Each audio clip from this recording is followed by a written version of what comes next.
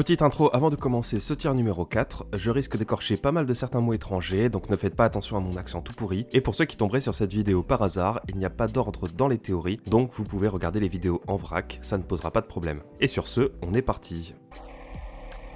Cette histoire commence au niveau de la frontière entre la Chine et le Tibet où se trouvent les montagnes de Bayan Karaula dans l'Himalaya. En 1938, le professeur d'archéologie chinois Shipu Tei aurait amené des étudiants effectuer des fouilles dans cette zone montagneuse. Et lors de leurs recherches, ils seraient tombés sur une grotte constituée de multiples tunnels taillés à la main qui mèneraient à des pièces qui semblent avoir été utilisées comme des lieux de stockage. La plupart des pièces contenaient des vestiges d'art taillés dans de la pierre ou des squelettes, ce qui, a priori, n'a rien de dingue archéologiquement parlant, mais il y a plusieurs choses qui ont attiré leur attention. Les squelettes étaient plus petits que la normale et ils avaient un crâne plus large. Et des gravures sur les murs indiquaient la position du soleil, de la lune ainsi que d'autres constellations, ce qui dénoterait un savoir astronomique avancé. Ils ont également trouvé dans l'une des cavités plus de 700 disques de pierre, pour la plupart à demi enterrés dans le sol, qui, après analyse, dateraient de plus de 12 000 ans. Ces disques n'auraient pas fait le sujet d'une analyse poussée jusqu'en 1958, où Tsum Nui, un universitaire, se penche sur ces pierres pour essayer de comprendre leur origine. Et après 4 ans de recherche, il publie ses conclusions dans une revue d'archéologie. En inspectant ces pierres, il aurait trouvé de minuscules hiéroglyphes, et après les avoir déchiffrés, il aurait découvert que ces disques racontaient l'histoire des Dropa, un peuple aujourd'hui disparu qui vivait dans ces montagnes. L'histoire contée par ces disques est la suivante. Un vaisseau extraterrestre se serait écrasé sur Terre au niveau de ces montagnes, et les extraterrestres, a priori non belliqueux, se seraient cachés dans ces grottes. Le problème qu'ont eu les Dropa lors de leur arrivée sur Terre est que leur vaisseau s'est craché à un endroit si perdu et si difficile d'accès qu'ils n'ont pas réussi à regrouper les ressources pour pouvoir créer un nouveau vaisseau spatial et qu'ils se sont retrouvés bloqués sur notre planète.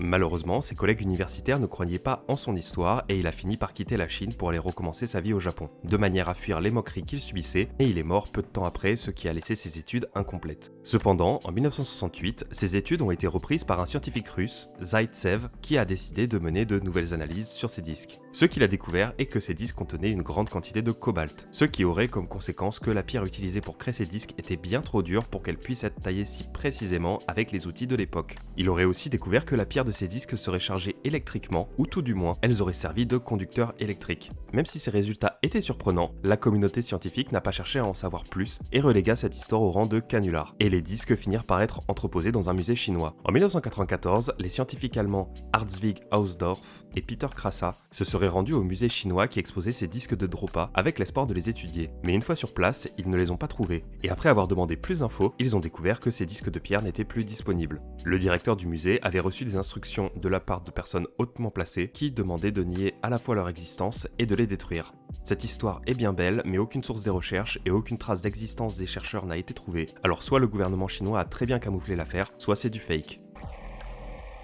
Cette théorie prend place au 7e siècle après Jésus-Christ, à Palenque, une ville maya située au Mexique. En 615, Pacal le Grand devient le roi de cette cité-état alors qu'il n'a que 12 ans et il conservera le pouvoir jusqu'à sa mort en 683, ce qui fait de lui le chef maya qui a eu la plus grande longévité de règne. Son tombeau a été découvert en 1952 dans les profondeurs du Temple des Inscriptions, mais son accès n'était vraiment pas simple. Entre des escaliers complètement bouchés, des murs de 4 mètres d'épaisseur à percer et une dalle de 5 tonnes qu'il fallait soulever, les archéologues ont mis 4 ans pour trouver l'accès à sa salle funéraire. Le corps de Pacal était orienté tête vers le nord et il était recouvert de bijoux. Et, étrangement, il tenait une sphère de jade dans sa main gauche et un cube de jade dans sa main droite. Toutefois, ce qui a causé le plus d'interrogations est le couvercle de son sarcophage, composé d'un bas-relief qui montre Pacal dans une position assez étrange en train de chevaucher ce qui semble être une machine, potentiellement une sorte de fusée. Les gravures de son sarcophage font référence aux croyances mayas, c'est-à-dire que l'univers est constitué de 3 couches. La Terre, le monde souterrain appelé Xibalba, que l'on peut traduire par lieu effrayant, et le paradis. Ces inscriptions racontent l'histoire de Pacal. Il serait apparu des profondeurs de la Terre et il aurait ressuscité au paradis. Ce qui n'arrive pas à être expliqué dans cette affaire est la signification de la machine qu'il chevauche, et qui, selon certains archéologues, semble aller non pas au paradis mais dans le monde souterrain. Il y a aussi ce qui lui semble lui servir de masque à oxygène et qui est connecté à son nez et qui n'est toujours pas compris. Il y aurait également des sortes de références à des dates du présent, du passé et du futur tout autour du bas-relief, et ces dates semblent se finir en 2012.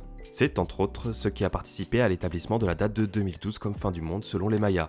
Forcément, une stèle de sarcophage aussi énigmatique a fait fuser des théories dans tous les sens. Pacal serait un extraterrestre qui viendrait d'un lieu souterrain, mais un lieu qui ne ferait pas partie des profondeurs de la Terre mais qui désignerait les profondeurs noires de l'espace, ou alors Pacal serait un de ceux que l'on appelle les anciens astronautes, ces êtres avancés qui seraient venus sur Terre pour nous offrir du savoir. Il y en a qui pensent que le monde souterrain est un lieu réel et présent sur Terre, voire un monde d'une dimension parallèle, mais pour accéder à ce monde, il faudrait une machine comme celle qu'utilise Pacal.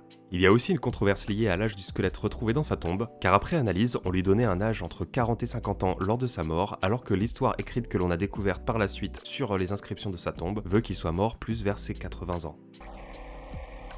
Monsanto, une entreprise américaine qui vend des produits pour la production agricole, est associée à plein de controverses et à plein de procès, car les produits agricoles qu'ils vendent ne sont pas forcément bons ni pour la santé, ni pour l'environnement, ce qui leur vaut une réputation d'entreprise diabolique. C'est un peu Big Pharma, mais pour le domaine agricole. Par exemple, ils ont commercialisé le Roundup, un désherbant qui déglinguait les mauvaises herbes, mais aussi qui était toxique pour l'homme et qui descendait à travers le sol pour contaminer les nappes phréatiques. Ils ont aussi commercialisé l'agent orange, un herbicide pulvérisé par les avions de l'armée américaine durant la guerre du Vietnam au-dessus des forêts pour les détruire et empêcher les Vietnamiens de s'y cacher. Je ne vais pas vous faire toutes les controverses de Monsanto, mais c'est aussi et surtout des OGM, du lobbying et des poursuites judiciaires qui ont pour but de forcer des agriculteurs à utiliser uniquement leurs produits.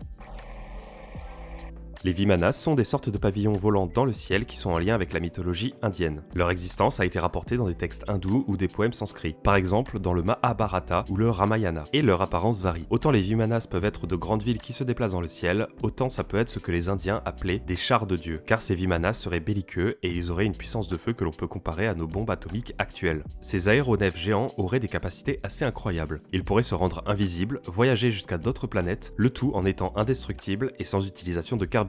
Certains voient dans ces Vimanas une preuve de l'intervention de vaisseaux extraterrestres sur Terre dans le passé, du fait de leur forme ressemblant pas mal à ce que l'on identifie aujourd'hui comme des ovnis. Vous vous dites sans doute que c'est juste un élément de la mythologie indienne et que ça ne repose sur rien à part sur des textes poétiques plus ou moins vagues, mais ce qui est perturbant, c'est que la littérature hindoue est assez précise sur les différents types de Vimanas existants. Il y aurait donc le Rukma Vimana, qui aurait une forme circulaire, un peu comme nos ovnis actuels, le Sundara Vimana, en forme de fusée, le Shakuna Vimana, constitué d'une tour centrale munie d'ailes, et le Tripura Vimana, un vaisseau en forme de cigare. Les descriptions des Vimanas dans les textes hindous ne se limitent pas qu'à leur apparence. Par exemple, dans le Samarangana Sutradhara, un recueil d'anciens manuscrits, on y retrouve des explications sur comment construire un Vimana, ainsi que les différentes armes qui peuvent servir à se faire la guerre à bord de ces vaisseaux. Et il y a aussi le détail des matériaux utilisés pour pouvoir construire des Vimanas. Pour les armes qui équipent ces Vimanas, ça va du lance-flamme à l'épandage de gaz toxiques ou de fumigènes, en passant par des catapultes qui pouvaient tuer 10 000 hommes à chaque attaque. Même si en se basant sur les textes, aucun Vimanas n'a réussi à être recréé à notre époque, il n'empêche que le caractère détaillé de ces textes laisse sous-entendre qu'en Inde, dans des temps reculés, il y a eu la création et l'utilisation de vaisseaux volants dédiés à la guerre. Cette théorie se base sur le fait que la Corée du Nord ne serait pas une dictature, mais en réalité serait une vraie utopie. C'est-à-dire que la population est la plus heureuse du monde, leurs ressources sont abondantes, et ils possèdent des savoirs technologiques et médicaux avancés. Il y a deux variations de cette vision des choses. Soit ce sont les gouvernements du monde qui essayent de discréditer la Corée du Nord pour ne pas donner envie à leur peuple de partir vivre là-bas, soit c'est le gouvernement nord-coréen lui-même qui cherche à cacher sa terre d'abondance, de manière à vivre caché et heureux sans intervention extérieure qui pourrait nuire à leur paradis sur Terre. Cette histoire commence dans la capitale du Liban, à Beyrouth. Le 1er juillet 1974, vers minuit, Bachir Khouchakji se rend en voiture à l'hôtel Phénicia, un hôtel connu pour être fréquenté par des diplomates du Moyen-Orient, mais surtout par des vendeurs d'armes. Il y venait pour chercher sa femme, une chanteuse professionnelle qui se produisait là-bas. Sauf que sur le chemin, un van s'est mis à lui rentrer dedans jusqu'à ce que sa voiture soit éjectée dans le fossé au bord de la route. Plusieurs hommes sortent du van, le kidnappent et l'emmènent dans une cave sans fenêtre. À ce moment, il pense qu'il a été confondu avec un homme politique et qu'il sera relâché dès qu'ils se rendront compte qu'ils ont attrapé la mauvaise personne. Donc lorsqu'un homme vient le questionner, il explique alors qu'il est un citoyen des États-Unis en espérant clarifier sa situation, mais il est alors accusé d'être un membre de la CIA. Pour le faire parler, les kidnappeurs se mettent à le torturer. En plus des coups, il est privé de sommeil et il n'a droit qu'à de tout petits repas. Au-delà de sa torture physique, il entendait les tortures effectuées dans les salles d'à côté. Et après seulement 5 jours, il pète un câble et à la suite d'hallucinations où il entendait des membres de sa famille hurler, il décide d'en finir en entaillant ses poignets sur des morceaux de plastique pointus. Contre toute attente, les gens qui le retenaient prisonnier l'amènent à l'hôpital et Bachir finit par être relâché. 2 mois plus tard, Bachir retourne aux États-Unis et il devient propriétaire d'un restaurant dans un quartier prisé d'Hollywood. Face au succès de son restaurant principal, il s'est mis à ouvrir 2 autres restaurants à Philadelphie et à Washington. En 1982, 8 ans après sa capture, tout semblait être revenu à la normale, sauf qu'il s'est mis à recevoir des coups de fil à son restaurant. Au début, son interlocuteur au bout du fil ne disait rien. Bachir n'entendait que sa respiration. Mais rapidement, la voix au téléphone s'est mise à lui dire qu'il allait se faire tuer. Dès lors, Bachir s'est mis à recevoir des dizaines et des dizaines d'appels par jour. Les appels le suivaient quel que soit le restaurant dans lequel il se trouvait, ce qui laissait sous-entendre qu'il était suivi dans ses déplacements. Au-delà des menaces, dans certains appels, il entendait des rires et des tirs de mitraillettes.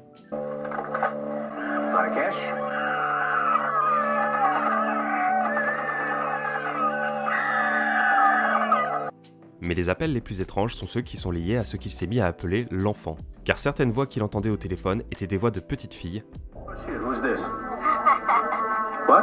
This time, you'll be killed. Who is this? 4 ans plus tard, sa voiture a pris feu après avoir été sabotée, ce qui a enfin poussé le FBI à enquêter, et ils ont enregistré plus de 3000 appels de menaces sur une période de 18 mois. Mais ça n'a pas suffi pour identifier ceux qui passaient ces appels, car les numéros étaient toujours différents et provenaient de toutes parts de l'Amérique. Bashir a fini par aller en hôpital psychiatrique de lui-même car son mental devenait instable, mais son remplaçant dans la gestion des restaurants est devenu lui-même la cible, allant jusqu'à se faire tabasser par des inconnus alors qu'il venait chercher son fils à l'école. Vous vous doutez bien que face à des mecs aussi déter, ils ont aussi réussi à contacter Bashir à l'hôpital psychiatrique pour continuer les menaces. Il y a quelques théories sur l'identité de la ou des personnes qui ont causé tous ces coups de fil. Par exemple, ce serait un malfrat impliqué dans la vente d'armes, qu'il avait rencontré lors de ses passages à l'hôtel de Beyrouth où travaillait sa femme, et qui serait devenu politicien en Amérique. Ces coups de fil de menace seraient alors un moyen de pression pour lui faire fuir l'Amérique de manière à ne pas être reconnu. Mais au final, on ne sait pas qui l'a kidnappé ni torturé, ni qui se cache derrière cette voix d'enfant qui le menaçait au téléphone. Le cybersquatting est une pratique plus ou moins légale qui a pour but d'acheter des noms de domaine sur internet en lien avec des marques ou des personnes connues avant que les personnes concernées l'achètent. Il y a plusieurs utilisations à cette pratique. D'un côté, cela permet d'utiliser la renommée d'un nom pour récupérer du trafic. Un des exemples les plus connus est le cybersquatter qui a utilisé le nom de domaine supermario.com pendant 15 ans avant d'être poursuivi par Nintendo, ce qui l'a forcé à rendre ce nom de domaine. De l'autre côté, ce cybersquattage permet de faire pression sur les concernés de manière à leur faire payer à prix d'or ce qu'ils ont acheté une misère. Après, il y a des variations, genre le blocage d'une marque par idéologie politique. En tout cas, utiliser un nom connu sur internet donne une prétendue légitimité et permet de se faire des gros sous. Et il y a même certaines entreprises qui se sont professionnalisées dans l'achat de noms de domaine au pif dans l'espoir de détenir un nom de domaine convoité plus tard. Le volet complot de ce sujet se base sur des individus qui voyageraient dans le temps pour acheter en avance certains noms de domaine qu'ils savent qu'ils vont pouvoir utiliser plus tard pour se faire de l'argent. Mais la question que je me pose, c'est que si jamais quelqu'un a un dispositif pour voyager dans le temps, je ne suis pas sûr que ce soit le moyen le plus optimal pour se faire de l'argent. Mais bon, je voyage pas dans le temps donc je peux pas vraiment dire. Le point de départ de cette théorie se base sur une rumeur qui voudrait que dans les grandes conventions, par exemple le Comic-Con, il y a des recruteurs / prédateurs qui se feraient passer pour des directeurs de magazines ou pour un manager de stars, et bref, ils vont aborder majoritairement des filles mineures, même si ça peut inclure aussi des garçons, pour leur proposer des séances photos, des entretiens avec leurs stars, ou n'importe quel autre prétexte pour pouvoir les isoler et ainsi pouvoir les kidnapper, de manière à les faire rentrer dans un réseau de prostitution. Le Comic-Con serait un terrain de chasse parfait pour ces prédateurs car cela attire un public mondial, avec au moins 250 000 personnes par événement annuel, ce qui implique aussi et surtout des personnes qui vivent loin de ce lieu, parfois même à l'autre bout du monde, ce qui va complexifier les recherches pour pouvoir les retrouver, ce qui facilite leur impunité. Mais si ces enlèvements et ces kidnappings ne sont que des rumeurs, ça reste une idée plausible, et ça doit sans doute concerner d'autres lieux qui ne sont pas que des conventions. Par exemple, en fouillant sur internet, j'ai vu que le Super Bowl avait l'air d'avoir un lourd passif dans ce domaine. Là, c'était le volet rumeurs, maintenant on va rentrer dans le volet théorie du complot. La théorie se base donc sur ceux qui sont à la tête de puissants trafics de réseaux d'êtres humains, et ils auraient compris l'importance et l'utilité de faire venir plus de filles à ce genre de convention. Le problème est que ce genre de domaine un peu nerd attire majoritairement des garçons, ce qui n'arrange pas trop leurs affaires, et ils auraient décidé d'étendre la présence de filles pour pouvoir augmenter leur terrain de chasse. Ces réseaux seraient donc rentrés en contact avec les patrons des hautes sphères du cinéma, et ils s'arrangeraient avec eux, de manière à ce que les studios mettent en avant plus de personnages féminins, que ce soit dans les séries, les films ou les comics, de manière à être plus inclusif et faciliter l'accès à la culture geek aux filles, ce qui aurait pour objectif final d'augmenter le nombre de filles lors des grandes conventions. En gros, les dirigeants des grands médias seraient des mafieux, complices ou auteurs des réseaux mondiaux de prostitution. Il est fort possible que ce ne soit que des rumeurs, mais du coup, lorsque vous êtes à la Japan Expo ou autre, faites attention si jamais vous voyez quelque chose de bizarre.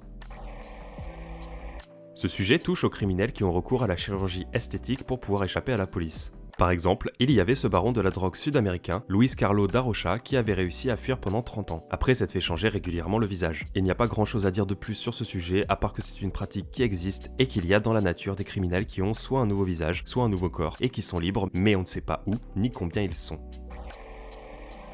Lifetide est le titre de l'un des livres de Lyall Watson, publié en 1979. Lyall Watson était un biologiste sud-africain qui a écrit plusieurs livres, dans lesquels il explique sa vision de la biologie, de la vie et du monde. Plutôt que d'essayer de vous expliquer plus ou moins bien sa vision des choses, je vous ai traduit des extraits de l'une de ses interviews. Well, everything boils down in the end to particles or wavicles or whatever the basic building block of matter is.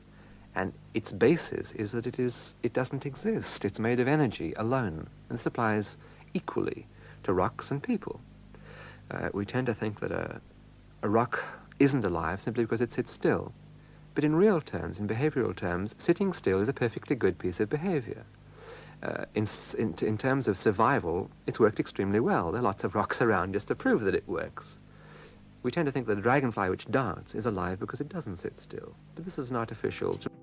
Dans son ouvrage Lifetide, qui a pour sous-titre La biologie de l'inconscient, il aborde plusieurs sujets comme le chemin de la vie à travers l'espace, notre rapport avec la conscience et l'inconscience. Bref, c'est un livre qui veut donner une nouvelle vision de notre place dans l'univers. Sans doute, la théorie la plus connue de ce livre est celle du 100e singe et illustre bien la portée de ce livre. Sur une île au Japon, en 1952, des scientifiques se sont mis à nourrir des singes en leur donnant des patates douces. Le problème, c'est qu'ils leur donnent à même le sable, et les singes trouvent que le sable qui recouvre les patates rend le goût pas top, mais bon, ils les mangent quand même. Un jour, un enfant singe découvre qu'il est possible de laver les patates douces en les plongeant dans la mer, et ce savoir s'est répandu rapidement à toute la colonie. On ne sait pas combien de singes ont appris cette technique, mais par raisonnement mathématique, Watson dit qu'il y en a 99. Ce qui est étrange, c'est que dans une île plus au nord, d'autres singes qui ne pouvaient pas avoir été mis en contact avec les singes laveurs de patates se sont pourtant mis à laver leurs patates de la même manière. La théorie derrière ce fait explique que si dans une espèce, il y a un savoir qui va se transmettre à un certain nombre d'individus jusqu'à un nombre critique, c'est un savoir qui est alors acquis par l'ensemble de l'espèce. Il y aurait donc une sorte de contact télépathique entre les membres d'une même espèce qui leur permettrait de passer d'un apprentissage par mimétisme à une sorte de savoir acquis. Même si la communauté scientifique émet de très gros doutes sur les théories de Lyell Watson, il n'empêche qu'il est super bon dans le retournement de cerveau et pour nous pousser à nous poser des questions sur notre existence et sur notre évolution. En juin 2011, Océan X, une équipe de plongeurs suédois spécialisés dans la recherche de trésors en milieu sous-marin, était en train de passer en revue le nord de la mer Baltique, lorsqu'ils ont aperçu une forme étrange sur leur sonar. L'image est quelque peu floue, mais il est estimé que l'objet devrait avoir environ 60 mètres de diamètre, avec toute une série de reliefs qui semblent ressembler à des escaliers, et de manière générale, cela fait penser à ce que l'on attend d'une représentation d'un vaisseau spatial dans le style Faucon Millennials. L'équipe d'Ocean X ont expliqué avoir eu des problèmes d'interférence magnétique lorsqu'ils se sont rapprochés du lieu. En gros, tout le matériel électrique s'arrête lorsqu'il passe au-dessus de cet objet, ce qui rend compliqué les recherches approfondies dans cette zone. Pour y voir plus clair, la communauté scientifique a demandé d'aller investiguer sur place, et de ramener des échantillons. Ils ont collecté des morceaux de pierre de ce rocher qui s'est avéré être de la roche volcanique, ce qui est rare mais pas inexistant dans cette zone.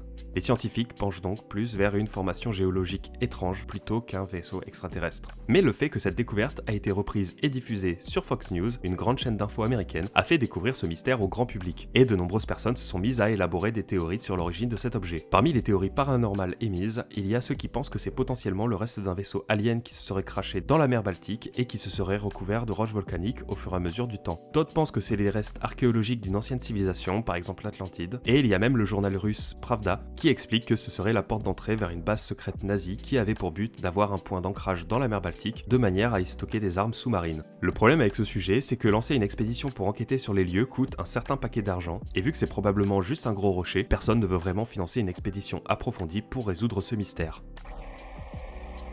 La théorie de l'extinction planifiée se base sur l'hypothèse Gaia, qui a été formulée dans les années 1970 par le climatologue James Lovelock, et qui part du principe que l'ensemble du vivant sur Terre formerait un super-organisme qui s'autorégulerait de manière à permettre la présence et le maintien de la vie. La Terre est surnommée Gaia par rapport à la déesse grecque qui est la personnification de la Terre. En gros, les humains ne seraient qu'un organisme appartenant à un organisme plus grand qui est celui de la Terre. En faisant une analogie avec le corps humain, la Terre serait le corps et nous, avec notre pollution, nous serions les cellules cancéreuses qui se propagent. L'idée derrière ce sujet est que la Terre accepte notre présence comme étant naturelle, mais la Terre va éliminer tout ce qui nuit à la survie de son écosystème. La Terre va donc effectuer tôt ou tard un éco-triage et va détruire tous les humains pour pouvoir survivre. Petit bonus en fouillant, je suis tombé sur le mouvement pour l'extinction volontaire de l'humanité, qui est un groupe d'individus qui veulent que l'espèce humaine s'arrête d'elle-même pour pouvoir permettre à la Terre de se régénérer. L'idée est donc de ne pas avoir d'enfants de manière à faire décroître notre nombre jusqu'aux derniers hommes, mais par rapport à ce sujet, il y a aussi une théorie du complot qui est dédiée à ça, et c'est notre prochain sujet. Donc ce sujet c'est comme le précédent, sauf que ce serait pas la Terre elle-même qui va nous dégager pour survivre, mais ce seraient les élites qui chercheraient à nous exterminer, de manière à pouvoir profiter de nouveau des ressources de la Terre sans privation, car il est évident que si nous passons de 7 milliards à disons 100 millions d'individus sur Terre, le niveau de pollution ne sera pas le même, tout comme l'abondance des ressources. L'idée est donc que les personnes puissantes puissent maintenir leur niveau de vie, sans l'inconvénient d'avoir à prendre en compte ceux qui sont surnommés les mangeurs inutiles. Pour pouvoir continuer de prospérer, les élites mondiales auraient alors mis en place un plan secret destiné à empoisonner la population lentement, de manière à rendre stériles les individus estimés comme inutiles à la société humaine, de manière à les tuer, ainsi que leur descendance à moyen terme. Les moyens d'empoisonnement font directement référence à d'autres théories du complot, notamment les chemtrails, l'eau fluorée ou la vaccination forcée. Là, vous vous dites que c'est pas ouf comme idée, car pour avoir un haut niveau de vie, il faut des personnes en bas de l'échelle. Et les supprimer reviendrait à forcer les élites à s'occuper eux-mêmes des tâches ingrates, mais la théorie prend ça en compte et explique que, en parallèle de l'empoisonnement de la population mondiale, il y a le développement de robots de haute technologie qui serviront d'employés à tout faire pour remplacer les petites mains disparues. Toutefois, il ne faut pas croire que cette théorie est purement contemporaine. En 1765, en France, il y avait eu un pacte entre Louis XV et l'Organisation du commerce des grains, qui avait été surnommé le pacte de famine, et qui avait été vu comme une augmentation artificielle des prix et des matières premières, de manière à empêcher les mangeurs inutiles d'avoir accès à de la nourriture et ainsi les tuer de faim. La théorie de la neige artificielle empoisonnée est apparue lorsque des gens se sont mis à brûler de la neige qu'ils ont récupérée devant chez eux. On s'attend à ce que la neige fonde, voire qu'elle s'évapore, mais au lieu de ça, il y a une fine couche noire qui se met à apparaître comme si c'était du plastique fondu, avec une odeur qui justement fait penser que c'est bel et bien du plastique fondu. Bien évidemment, on retrouve des connexions avec la théorie des chemtrails, ces épandages d'avions qui lâcheraient dans notre atmosphère des particules toxiques pour pouvoir contrôler le climat. Il y a pas mal de débunkages qui expliquent que la couche noire qui apparaît et l'odeur de plastique sont le résultat du gaz contenu dans les briquets, et un même morceau de neige qui devient noir avec le briquet finit par fondre normalement lorsqu'il est chauffé dans une poêle. Dernier sujet que l'on va voir dans cette vidéo, sur lequel je n'ai pas trouvé de trucs vraiment précis, et donc du coup je vais peut-être être hors sujet, mais de ce que j'ai trouvé avec mes recherches, le sujet du King Babylon World's Control, ou le sujet du contrôle mondial du roi de Babylone, en français, se baserait sur le fait que Nabuchodonosor II, roi de l'empire néo-babylonien entre 605 et 562 avant Jésus-Christ, était un descendant des Anunnaki, ces êtres supérieurs venus de la planète Nibiru et qui ressembleraient à des reptiles. Lors du règne de Nabuchodonosor II, il aurait fondé la fraternité de Babylone, une fraternité qui avait pour objectif de contrôler le monde en plaçant des reptiliens dans les arcanes du pouvoir. Et ce serait pour ça que les dirigeants du monde, que ce soit des rois, des présidents ou toute personne qui pourrait avoir du pouvoir, sont tous des reptiliens car ils feraient partie de cette société secrète uniquement réservée au peuple descendant des Anunnaki. Déjà merci et bienvenue à tous ceux qui se sont abonnés, et en vrai j'aimerais vous sortir des vidéos avec moins d'attente, mais les sujets deviennent moins connus, donc ça rallonge mon temps de recherche. Et en parallèle je me suis mis à la 3D avec Blender et Unity, ce qui m'occupe pas mal. Je sais pas si ça vous intéresse, mais si c'est le cas, j'envisage de créer un monde en 3D, très certainement sur VRChat, dans lequel on pourrait se réunir si jamais vous avez des questions sur les théories ou quoi, histoire de chiller ensemble. Bref, en fonction de vos retours, je vous en parlerai à la prochaine vidéo, et d'ici là, prenez soin de vous.